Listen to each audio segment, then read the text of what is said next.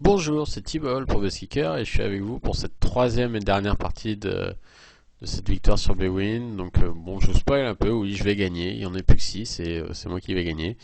Mais comment est-ce que je vais chatter un peu, beaucoup, passionnément, à la folie, énormément comme d'hab, faire ma Luxbox. On va voir. Et surtout, est-ce que je vais réussir à continuer à mettre la pression sur mes adversaires, ce que je fais depuis tout à l'heure, ce que j'ai fait pas mal à la bulle, ce que j'ai moins fait en demi, ce que j'ai moins fait en début de table finale, mais que je fais à nouveau maintenant, que j'ai réussi à prendre un pot, que je fais beaucoup plus, et continuer.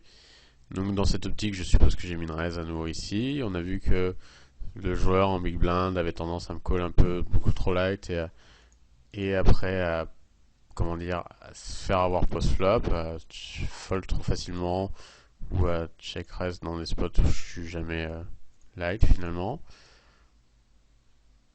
Après ici, non, ça on n'a pas d'intérêt, nous, on n'aurait pas joué. Tiens, c'est intéressant peut-être de voir si ça a été call. Quelles sont les mains avec lesquelles ils ont fait ça? Dame 10 off, ouais, c'est pas mal, c'est bien. Et quoi la call? Bon, ouais, pas de décision.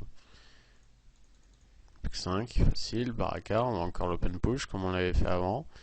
C'est un open push peu, un peu optimiste, un peu light, on pourrait dire. Ça reste un roi haut, mais c'est largement positif d'une manière 15 bébés, quoi. On ouvre un bouquin, on ouvre la range de charge, je pense que c'est largement positif. Et surtout, il nous colle beaucoup trop light. Il va nous call avec les rois 4, roi 5 qui pourraient call ici, donc c'est pour ça que c'est sympa. Et puis quand on est call, c'est souvent contre un as quelque chose, donc finalement on a une bonne équité. 30-40%, c'est pas si mal, suivant la main. Ici par contre, plus deep, on continue de prendre les blindes, tranquillement, facilement. Ah non, plus facilement. Mon Tortue Ninja finit par trouver une main, trouver un spot. Là, comme pareil, toujours dans la même optique, je reste beaucoup. Donc, comme je reste beaucoup, il y a deux optiques. Soit on se dit, ah, ils vont spot et ils vont revenir light et donc je dois call light. Ou je reste beaucoup et finalement ils le savent, mais ils attendent leur main pour le faire. Et quand ils push, c'est qu'ils ont une main. C'est pas qu'ils sont light, qu'ils sont marre et qu'ils sont pris un spot. C'est ils ont une main. Ils ont attendu leur main et ils ont une main.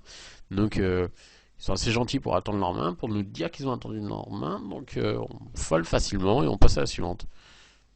Il faut vraiment se tenir à ça. Faut pas se lever à la call parce qu'on en reste beaucoup. Sauf si c'est un bon joueur, forcément. Mais c'est un très bon joueur. Mais si c'est un joueur standard, habituel, hop, on passe à la suivante.